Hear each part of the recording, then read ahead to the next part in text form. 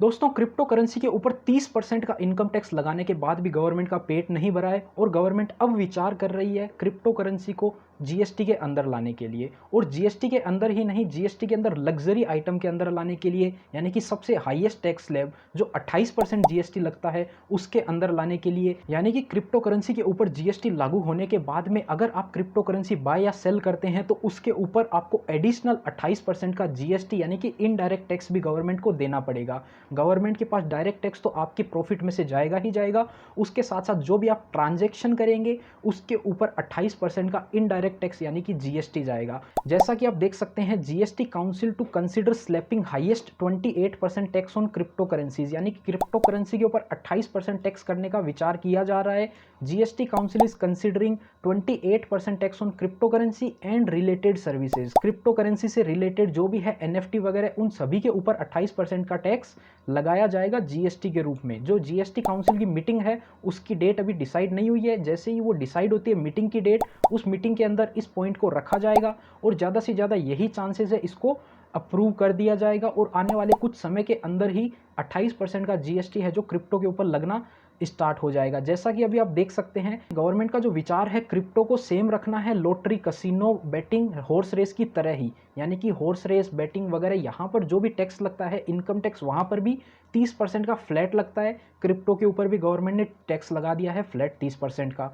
उसके अलावा जो लॉटरी वगैरह की आप ये टिकट वगैरह परचेज करते हैं, उस टिकट प्राइस के ऊपर 28% का जीएसटी भी लगता है। तो गवर्नमेंट यही चाहती है क्रिप्टो भी आप अगर परचेज करेंगे तो आपके ऊपर 28% का जीएसटी लागू किया जाएगा। जैसा कि आप देख सकते हैं 28% की हाईएस्ट जीएसटी टैक्स रेट लगाने का ही प्लान है। तो अभी तक जीएसटी एक्ट के अंदर हाईएस्ट रेट 28% की ही है, तो क्रिप्टो करेंसी के ऊपर भी यही रेट लगाई जा रही है। जैसा कि आपको पता होगा, यूनियन बजट के अंदर 30% का डायरेक्ट टैक्स तो ऑलरेडी इसके ऊपर लग चुका है। अब इसके ऊपर 28% का जीएसटी और लगाने के विचार में गवर्नमेंट है। तो आइए एक बार देखते हैं किस प्रकार से इसकी कैलकुलेशन हो सकती है। देखिए, अभी तक इसके रिलेटेड कोई भी ज़्यादा जानकारी नहीं आई है, तो ये जो कैलकुलेशन है अपन अज्यूम कर रहे हैं शायद इसी प्रकार से इसकी कैलकुलेशन की जाएगी। तो अभी आइए एक बार अपन समझ लेते हैं किस प्रकार से इसके ऊपर जीएसटी और कैसे इनकम टैक्स लगना चाहिए। सपोज आप 10,000 रुपये की कोई क्रिप्टो करेंसी बाय करते हैं तो आपको उसके लिए 10,000 रुपये नहीं, 12,800 रुपये यानी कि 28% जीएसटी और एक्स्ट्रा पे करना पड़ेगा।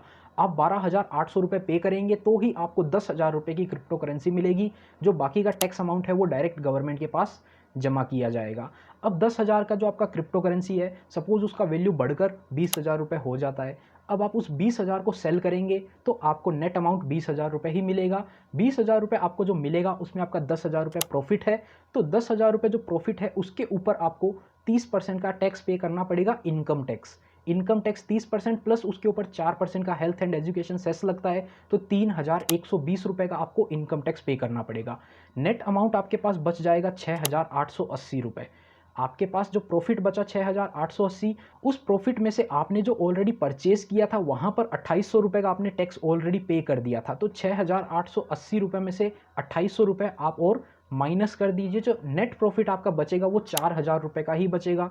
यानी कि आपने 10,000 रुपये जो प्रॉफिट कमाया, आपके पास नेट 4,000 रुपये ही बच रहा है। यानी कि लगभग आपका 60% का टैक्स चला जाएगा। ये तो अपन ने एग्जांपल लिया पूरा 100% प्रॉफिट का, यानी कि 10,000 का वैल्यू अपन ने 20,000 होने पर सेल किया तो आपको 4,000 रुपये का प्रॉफिट होता है। लेकिन अगर आप कोई भी करेंसी परचेज करते हैं, कोई भी क्रिप्टो करेंसी अगर आप परचेज करते हैं तो आप 28% वहाँ पर जीएसटी ऑलरेडी पे कर रहे हैं।